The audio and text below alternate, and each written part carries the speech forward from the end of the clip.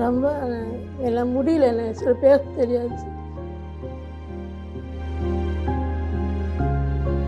This holiday season, come and meet the Mermaid Scuba Center and over 5,000 aquatic creature only at VGP Marine Kingdom, Chennai. 2 litre Sunland oil வாங்கினா 18 ரூபாய் மதிப்புள்ள சக்தி மசாலா மஞ்சள் தூள் free. ஹாலிடேஸ்னாலே அது நம்ம ஜிடி ஹாலிடேஸ் தான். சந்தோஷமா கஷ்டமோ வெளியே பகிர்ந்துருவேன் எங்ககிட்ட.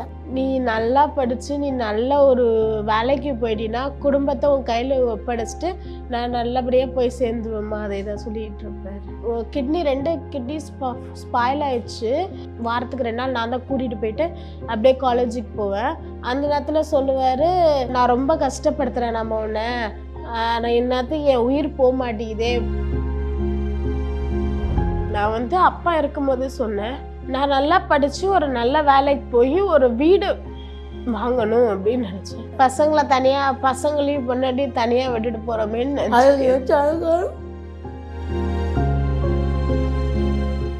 ரொம்ப ரொம்ப சோகமாக இருக்குது. ஏன்னா ஒரு ஈடுகட்ட முடியாத ஒரு இழப்பு. ஒரு பேசுகிறப்போ அண்ணன் சொன்னது எல்லாமே என் குடும்பம் குடும்பம் குடும்பம்னு மூச்சுக்கு 300 தடவை குடும்பம் தான் சொல்கிறேன். உடம்பு எப்படி கெட்டு போச்சுனாலுமே ஒரு நேரம் கூட ஓய்வு எடுக்காமல் ஓடிக்கிட்டே இருந்திருக்கிறாரு. அதுவும் குடும்பத்துக்காக, எல்லாமே குடும்பத்துக்கான. குடும்பம்னா அவருக்கு எவ்வளோ பிரியம். அது குடும்பம் ரொம்ப பிடிக்கும் அவருக்கு. பசங்க உயிர், எங்கள் 3 பேர் ரொம்ப உயிர் வச்சுருந்தார். ரொம்ப பிடிக்கும் அவருக்கு. குடும்பம் தான் ரொம்ப பிடிக்கும் அவருக்கு. குடும்பம் தான் ஒழிக்கணும், சம்பாதிக்கணும், ஓடி ஒழிக்கிறாரு. கடைசி நேரத்தில் கூட அவர் என்ன சொன்னார்னா, எனக்கு ஒன்று ஆயிடுச்சுன்னா குடும்பம் பார்க்க முடியாது, எனக்கு தான் ஒன்றா அந்த குடும்பம். உங்களுக்கு வெளி உலகத்தை பற்றி எதுவுமே காட்டாமல் அவரே எல்லாம் பார்த்துக்கிட்டார். ஆமாம், எல்லாம் அவரே பார்த்துப்பார். இப்போ பசங்க என்ன பண்ணுறாங்க? பொண்ணு வந்து படிக்கிற காலேஜ் ஃபஸ்ட் இயர் இப்போ காலேஜ் படிக்கிறாங்க. பையன் வந்து 11th படிக்கிறாங்க. இப்போ உங்களுக்கு தேவையான உதவிலாம் கிடைக்கிறாங்களா?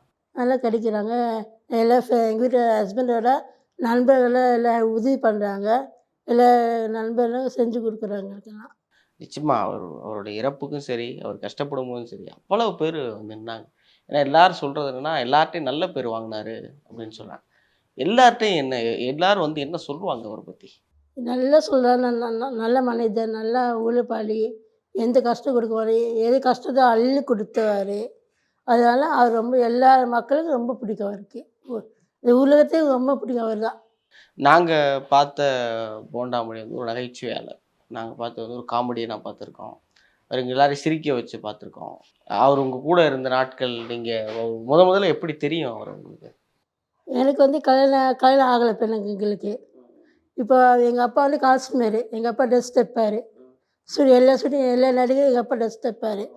ஒரு படத்தை நான் நடித்தார். எங்கள் அப்பா ட்ரெஸ் சொன்னார், ஆனால் ஒரு மாதிரி பொண்ணு இருக்குது, கல்யாணம் பண்ணிக்கணும், மாப்பிள்ளை பார்க்க சொன்னார். மாப்பிள்ளைக்கு சொன்னார் இவர் வடிவேலனை. சொல்ல முடியாமல் செங்கமுத்து பார்த்து முடிச்சு கொடுத்தாரு. அப்படி அவங்க தான் அவங்களுக்கு திருமணம் பண்ணி வைக்கிறாங்க. ஆமாம். திருமணம் வைக்கும்போது உங்ககிட்ட ஒரு பேசின விஷயம்லாம், அப்போ தொடக்கத்தில் அவர் சொன்ன விஷயம், காலத்துக்கு உன்னை கண்களாம பார்த்துக்கிறேம்மா, அதெல்லாம் சொன்னாரா? எல்லாமே சொன்னார். அவர் உங்ககிட்ட அன்பாக இருக்கும்போது பேசுகிற விஷயங்கள் என்னவா இருக்கும்? எதை பற்றி பேசுவார்? நிறைய விஷயம் சினிமா நடித்தது, ப்ரோக்ராம் பண்ணது, டான்ஸு, எல்லா ஃப்ரெண்ட்ஸையும் கூட அனுப்பி வைக்கிறது, அவங்க கூட ஃபோனில் பேச வைக்கிறது, எல்லாம் பகிர்ந்துருவார். சந்தோஷமாக கஷ்டமோ எல்லாம் பகிர்ந்துருவார் எங்கள்கிட்ட. நல்லா இருந்த நாட்களில் எத்தனை நாள் மாதத்துக்கு வேலைக்கு போவார்? அது சொல்ல முடியாது. ஷூட்டிங் போய்ட்டு உடனே ஃபோன் வரும், ஒரு நைட்டு கிளம்பிடுவார். ஒரு 10-15 நாள் போயிட்டு வந்துடுவார். திருப்பி ஒரு நாள் ரெஸ்ட் எடுப்பார், திருப்பி ஃபோன் வரும், திருப்பி கிளம்பிடுவார். ரெஸ்ட் இல்லாமல் ஓடுவார். உங்களுக்கு அப்பாண்ணா எவ்வளோ பிடிக்குமா? எனக்கு அப்பாண்ணா ரொம்ப பிடிக்கும். அவருக்கு உங்களை எவ்வளோ பிடிக்கும்? அவருக்கு என்னை ரொம்ப பிடிக்கும். நான் படிக்கணுன்றதுக்காகவே தான் இங்கே வந்து வீடு எடுத்துகிட்டு இங்கே வரையும் வந்தாரா. நாங்கள் முன்னே வந்து ஐப்பத்தாங்கலாம் எங்கள் அத்தையோட இருந்திருந்தோம் ஒன்றாவே. நான் படிக்கணும், எனக்கு அங்கேருந்து இங்கே வர கொஞ்சம் கஷ்டம், பஸ் பயணங்கள்லாம் கொஞ்சம் கஷ்டன்றதுக்காக எனக்காக தான் இங்கே வீடு எடுத்துகிட்டு வந்து அவங்களெல்லாம் விட்டுட்டு நாங்கள் இங்கே இருந்தோம். அப்பா அடிக்கடி உங்கள்கிட்ட சொல்கிற விஷயம் என்ன? நல்லா படித்து நல்லா வரணுமான்னு என்ன சொல்லுவார் உங்கள்கிட்ட?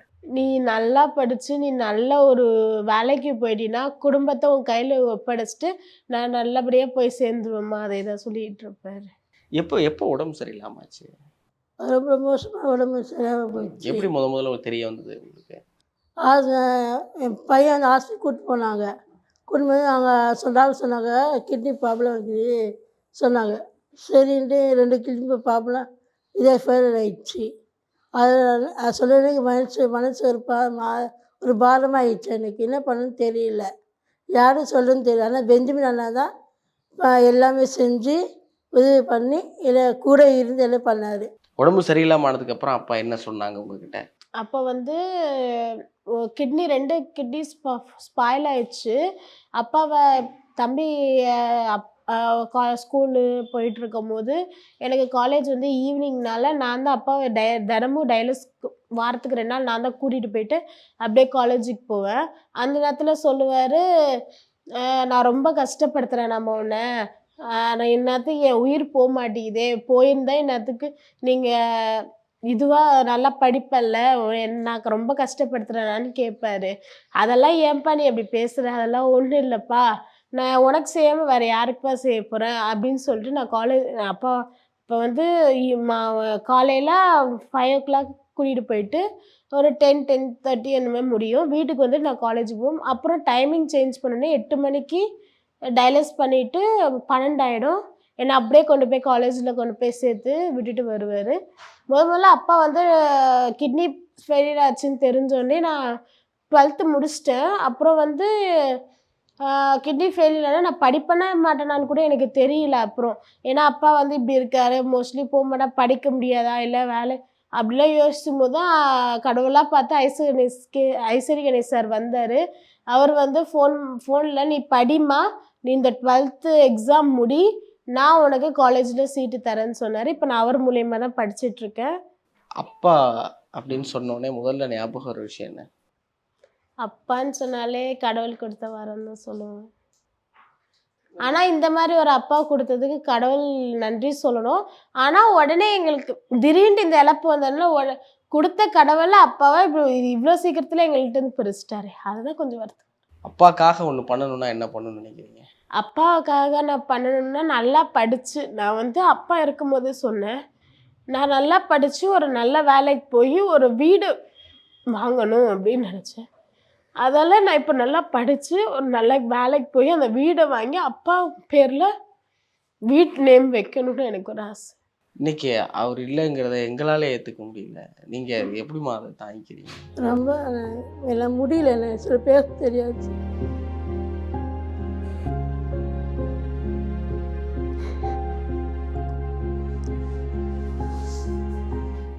எல்லாரையும் சிரிக்க வச்சிருக்கிறாரு. ஏன்னா நாங்கள் எல்லாரும் உங்களுக்கு நன்றி சொல்லணும். அவர் நினைக்கும் போது இப்போ எங்களுக்கே அழுக வருது. என்னடா ஒரு மனுஷன் அவரை இல்லாமங்கிறத கற்பனையே பண்ணி பார்க்க முடியல. சொல்லிட்டே இருப்பார், நான் செத்து போய் என்னம்மா பண்ண போகிறேன், நீ யார் இருக்கான்னு கேட்பாரு.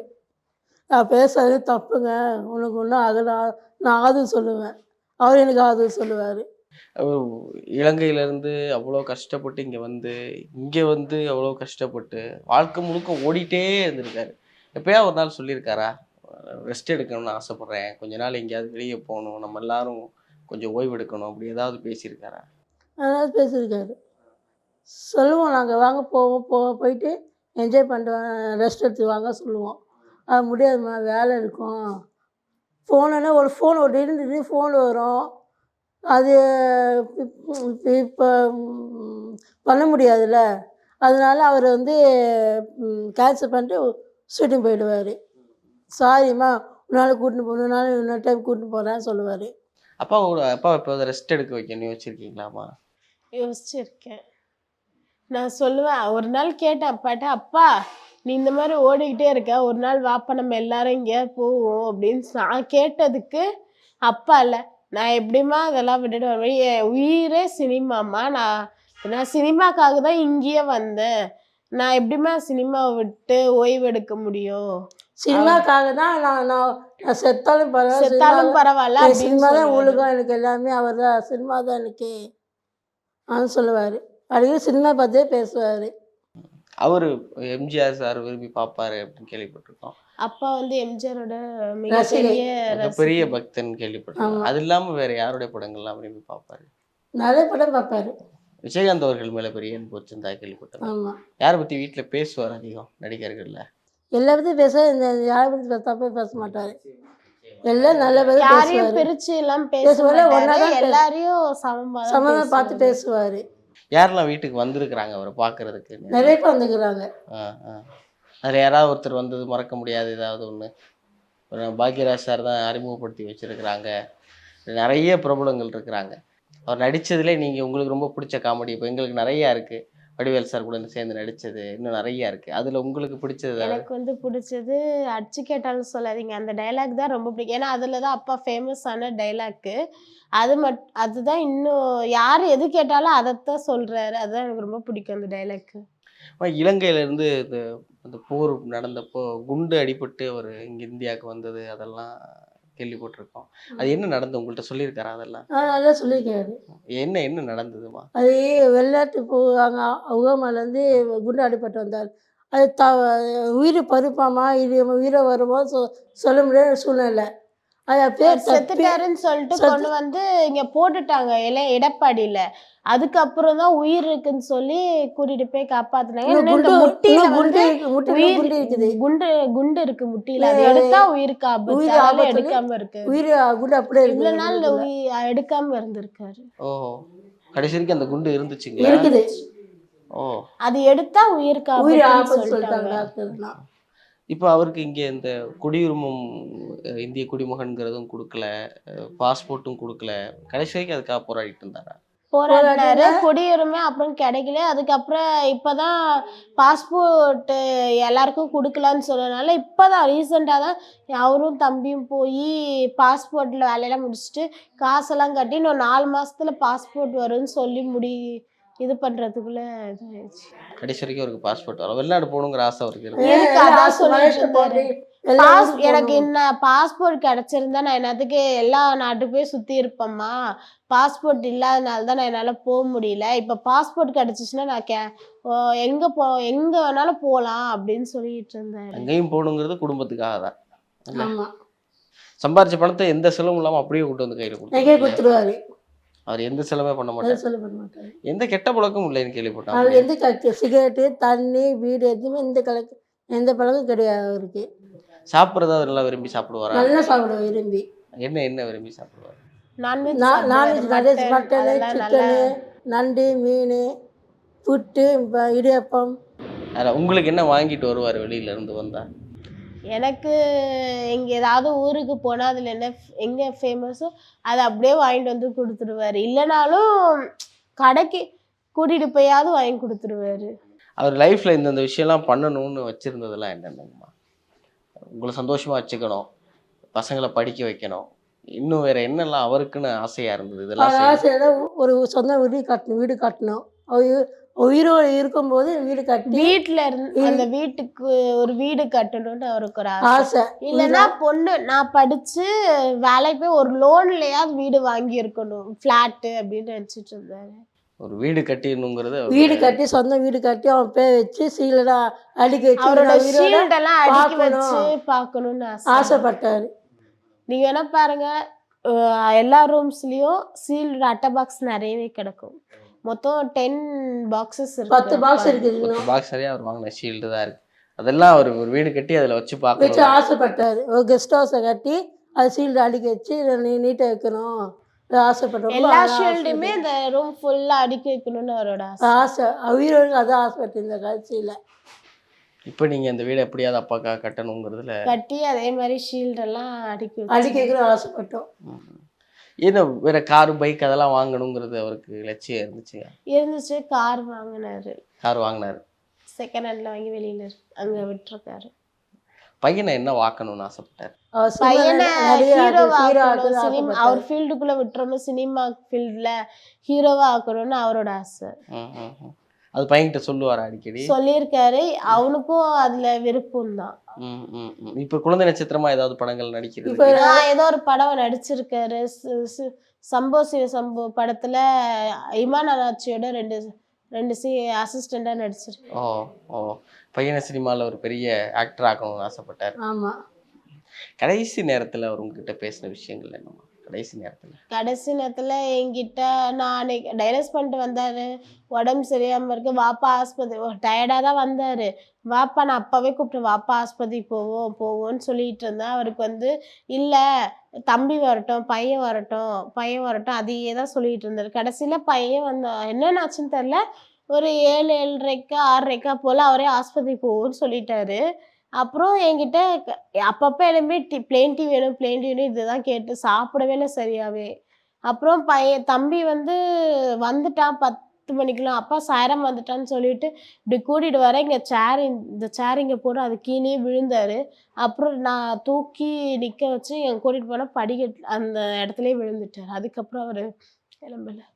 அவர் உங்கள் கூட இருந்த நாட்களில் உங்ககிட்ட அதிகம் சொன்ன விஷயம் என்னம்மா? அந்த குடும்பத்தை இந்த மாதிரி கொண்டு போகணும்னு உங்ககிட்ட சொன்னது ஏதாவது? நிறைய விஷயம் சொல்லிக்கிறார் என்கிட்ட, பல முறை சொல்லிக்கிறாரு. உங்கள் மேலே எவ்வளோ அன்பாக இருப்பார்? நிறைய உயிரே வச்சுக்காரு, சொல்ல முடியாது அவ்வளோ உயிரை வச்சுக்காரு. யாராவது ஏதாவது திட்டினாங்கன்னா திட்டினா கோவம் வரும் சரியான அவருக்கு. கோவம் வந்துடும் அவருக்கு. திட்டு பசங்களையும் பொண்டாட்டி யாரும் எதுவும் சொல்லக்கூடாது. 3 பேர் அவர் உயிரை கண்ணா வச்சுக்க கண்ணுக்குள்ளே வச்சுக்கிறார். நாங்கள் 3 பேரும். அதனால தான் எங்ககிட்ட கஷ்டத்தை சொல்லவே மாட்டாரு. அவர் ஒரு நாள் நான் மனசுல 9th வச்சுப்பாரு. படிக்கும் போது தான் 11th எக்ஸாமா எழுத 9th ஏதோ ஒரு ப்ராக்டிக்கல் 11th எக்ஸாம் எழுதும் போது எக்ஸாம் எழுதும் போது தான் ஃபர்ஸ்ட் டைம் அவர் மூச்சு வாங்க முடியாமல் நான் எக்ஸாம் கிளம்பி போகிறேன் 9 மணிக்கு கரெக்டாக அவருக்கு மூச்சு முடியாமல் போச்சு. ஃபர்ஸ்ட் டைம் அட்மிட் பண்ணாங்க. அதுக்கப்புறத்துலேருந்து அப்போது டாக்டர் சொன்னாங்க 3 மாதம் ரெஸ்ட் எடுங்க, நான் அவர் எடுக்க மாட்டேன் அப்படின்னு சொல்லிட்டு 3 நாள்லேயே ஓடிட்டாரு. அதுக்கப்புறம் திருப்பி வந்து ஊருக்கு போயிட்டு வரைக்க கண்ணெல்லாம் மேலே போய் நாக்கெல்லாம் வெளியே தள்ளிடுச்சு. சமயபுரம் SRMல கொண்டு போய் சேர்த்தாங்க கிங்காங்கன்னு. அப்புறம் சேர்த்த பிறகு காப்பாற்ற முடியாதுன்னு சொல்லிட்டாங்க. அப்புறம் கொஞ்ச நேரத்தில் உயிர் வந்துருச்சு திடீர்னுட்டு. அதுக்கப்புறம் காப்பாற்றி கூட்டிகிட்டு வந்தாங்க. என் பர்த்டே அன்னைக்கு முந்தின நாள் அப்போ வந்து அதுக்கு அடுத்த நாளே எனக்கு பர்த்டே. அதுக்காக அங்கேருந்து பெர்மிஷன் அங்கேருந்து இருக்க முடியாதுன்னு சொல்லிட்டு வந்துட்டாரு கிளம்பி. நைட்டாக கிளம்பி வந்து பிறந்த நாளுக்காக ஆஸ்பத்திரியிலேருந்து எழுந்திரிச்சு வந்துட்டாரு. நான் அப்போ வந்து இதுவாக இருந்ததுனால அடுத்த பர்த்டேக்கு நான் இருப்பேனா இருக்க மாட்டான்னு கூட தெரியலன்னு சொல்லிட்டு அந்த பர்த்டே அன்னைக்கு நைட்டாக கேக் கட் பண்ணி கொண்டாடி அப்புறம் வந்து அப்பா வந்து அடுத்த நாள் அப்பாவுக்கு அம்மாவுக்கு வெட்டிங் டே வந்துச்சு. அன்றைக்கி தான் கோயிலுக்குள்ளே ஃபேமிலியாக போயிட்டு வந்தோம். அப்புறம் ஆஸ்பத்திரிக்கு போய் அட்மிட் பண்ணி சேர்த்தோம். திருப்பி வந்து இதே மாதிரி 3ஆவது தடவையும் உயிர் காப்பாற்ற முடியாதுன்னு சொல்லிட்டாங்க. அதுக்கப்புறம் திருப்பி தம்பி தான் கூட இருந்தான் அப்பா கூட ஆஸ்பத்திரியில். அதுக்கப்புறம் காப்பாற்றிட்டாங்க. திருப்பி இந்த மாதிரி அவருக்கு முடியாமல் போயிடுச்சுன்னா காப்பாற்ற முடியாதுன்னு சொல்லிட்டாங்க டாக்டர். கடைசி ஸ்டேஜில் இருக்குது, கிட்னி மாற்றினா மட்டும்தான் இது பண்ண முடியும்னு சொல்லிட்டு ஒரு கிட்னி வந்தது, போனோம், எல்லாம் செட் ஆயிடுச்சு. கடைசி நிமிஷத்தில் அந்த டோனருக்கு ஹார்ட் அட்டாக் வந்து இறந்துட்டார். அதெல்லாம் மாற்ற முடியாமல் போயிடுச்சு. அவர் கிட்னி கொடுக்குறேன்னு ஒரு டோனராக வந்தாருங்களா? டோனர் இல்லை, அந்த கிட்னி ஆக்சிடென்ட் கேஸ். டோனர் வந்து இப்போ வந்து கிட்னி கொடுக்கக்கூடாதுன்னு ரூல்ஸ் இருக்குது இல்லை, அதால் இந்த ஆக்சிடென்ட் கேஸில் வர்றவங்கள மட்டும் இது பண்ணுறது. அந்த மாதிரி 3 தடவை வந்துச்சு. 3 தடவையும் 2 தடவை தட்டி போச்சு. 3ஆவது தடவை ஆப்ரேஷன் தேட்டர் 2 பேரையும் ஆப்ரேஷன் தேட்டர் கூட்டிகிட்டு போகிறதுக்குள் ஆப்ரேஷன் தேட்டர் வாசல்லையே அந்த ஹார்ட் அட்டாக் வந்து இறந்துட்டார் அந்த பேஷண்ட். ஆக்சிடென்ட் ஆகி உயிர் போகிற நிலைமையில் இருக்கிறவர் முன்னாடி இறந்துட்டாரு. இறந்துட்டு அந்த கிட்னியை நம்ம கிட்னி அதோடையே அந்த இதுவையும் அந்த கிட்னியில் இருக்க இதுவும் அப்படி அதோடய டெட் ஆகிடும். மற்ற பார்ட்ஸ்லாம் வேலை செய்யும், அதோட டெட் ஆகிடும்னு சொல்லிட்டாங்க. கிட்னிக்காக ரொம்ப சிரமப்பட்டிருக்கீங்க. ஏன்னா அந்த பல்ஸ் இறங்குது, அந்த உயிரை காப்பாற்ற முடியாதுன்னு சொல்லும் போது தான் டக்குன்னு இவர்கிட்ட இருக்க கிட்னியை தூக்கி அப்பாவுக்கு உடனே பொறுத்துனா தான் அது வேலை செய்யும். அப்போ இறந்து போன உடம்புலேருந்து அந்த கிட்னியை வச்சா வேலை செய்யுமா வேலை செய்யாதான்னு தெரியாதுல்ல, அதால். ஆனால் கிடச்சிருங்கிற நம்பிக்கை இருந்துச்சு. நம்பிக்கை இருந்தது, கட்சி நம்பிக்கை இருந்தது. இப்போது நான் போராடுறோம் கிடச்சிடுன்ட்டு கடைசி போயிடுச்சு. அவர் எவ்வளோ நம்பிக்கை. கொஞ்ச நிமிஷம் அந்த உயிர் வந்து போகாம இருந்திருந்தா இன்னத்துக்கு அப்பாவை கிட்னி மாற்றி இன்னத்துக்கு எங்க கூட இங்கே இருந்திருப்பாரு. இருந்திருந்தாலும் உங்களுக்காக ஓடிக்கிட்டே தான் இருந்திருப்பார் இல்லைங்களா? ஏன் அவரோட எந்த கஷ்டத்தையும் உங்ககிட்ட பகிர்ந்துக்கிட்டதே இல்லை அவர் வெளியில்? ஏன்னா வெளியில் போகும்போது அவ்வளோ விஷயங்கள். நான் ஒரு முறை பெங்களூரில் ஒரு நிகழ்ச்சியில் அவரை பார்த்துருக்கேன். நிறைய இடங்களில் ஒழுங்காக நிகழ்ச்சிக்கு போவோம், அங்கே திடீர்னு பணம் சரியாக கொடுக்க மாட்டாங்க, திடீர்னு ஒரு நிகழ்ச்சியில் கூப்பிட்டு வேறு ஏதாவது சில விஷயங்கள் நடக்கும், சில அவமானங்களை சந்திக்கிற மாதிரி இருக்கும். அதெல்லாம் உங்ககிட்ட பகிர்ந்துக்கிறவே மாட்டாருங்களா? சொன்னது மனசு கஷ்டப்படுவாங்க. நாங்க மனசு அதை கஷ்டப்படுவோம். அதை சொல்லாமல் அவரே மனசுக்குள்ளே பூட்டி வச்சுட்டு சொல்லாமல் இருந்துருவார். ஆனா ஒரு சுச்சுவேஷன்ல கஷ்டம் என்னன்றது சொல்ல ஆரம்பிச்சிட்டாரு. அப்போ நான் புரிஞ்சுக்கிட்டேன். தம்பி அப்போ கொஞ்சம் விளையாட்டுத்தனமா இருந்ததுனால இது நிஜமாவே ஏன்னா எந்த ஒரு மனுஷனுக்குமே ஏதோ ஒரு ஆறுதல் தேவைப்பட்டிருக்கும். அது வந்து அதுதான் சில பேர் தீய பழக்கங்களில் ஈடுபடுறாங்க. அப்படி எந்த கெட்ட பழக்கமும் கிடையாது. அப்படி எந்த விதமான குடும்பத்திலேயும் சுகத்தை பகிர்ந்துக்கிறாம இப்போவுமே இந்த குடும்பத்துக்காக உழைச்சிட்டே இருந்தாருங்கிறது தான் அவரை பார்க்கும்போது எனக்கு ரொம்ப ஆச்சரியமா இருக்கு. இவ்வளவு நாள் அவருடைய அந்த உழைப்புக்கும் நேர்மைக்கும் உண்மைக்குமான உதவிகள் உங்களுக்கு வருது இல்லைங்களா? அவர் நல்லபடியாக இருந்திருக்காரு. அதனால இப்போ தம்பியோட படிப்பு செலவு இந்த குடும்ப வருமானம் அதுக்கெல்லாம் என்னம்மா? எல்லாம் நம்ப கொடுக்குறாங்க. ஒருத்தர் சொன்னாங்க பையன் படிப்பு சொன்னா நேத்து பார்த்துக்கிறேன். தான் ஸ்ரீலங்காலேருந்து ஒருத்தர் வந்து பையனோட படிப்பு செலவு மொத்தமும் நான் பார்த்துக்கிறோம் ஏத்துக்கிறேன் அப்படின்னு சொல்லிட்டாரு. சொன்னாங்க. எனக்கு வந்து ஐஸ்வர்யன் சார் வந்து ஃப்ரீயாவே சீட்டு, நீங்க ஒருத்த காசு கூட கட்ட வேணாம், உங்க பொண்ணு காலேஜ் முடிச்சுட்டு டிகிரி வாங்கி வேலைக்கு போறவரே என் பொறுப்புன்னு சொல்லிட்டாரு அவரு. அவர் தவறுனதுக்கப்புறம் அவர்கிட்ட ஒரு விஷயம் நீங்கள் சொல்லணும்னு நினச்சி சொல்லாமே போன ஏதாவது ஒன்று இருக்கா? அவங்க அக்கா உயிர், 2 அக்கா உயிர் அவருக்கு. அவங்க அக்கா பார்க்க முடியாமல் போயிட்டு கடைசியில மூஞ்சியும் பார்க்காம போயிட்டாங்களே. நான் பார்க்க போயிட்டேன். என் பிள்ளைகள் அவங்க தான் பார்ப்பாங்க. எல்லாரும் நான் ஒன்று தான் எல்லாமே. கவலைப்படாதீங்க. பசங்களையும் பொண்ணாட்டி தனியா விட்டுட்டு போறோமேன்னு அது நினைச்சிருக்கேன். வச்சு அவங்க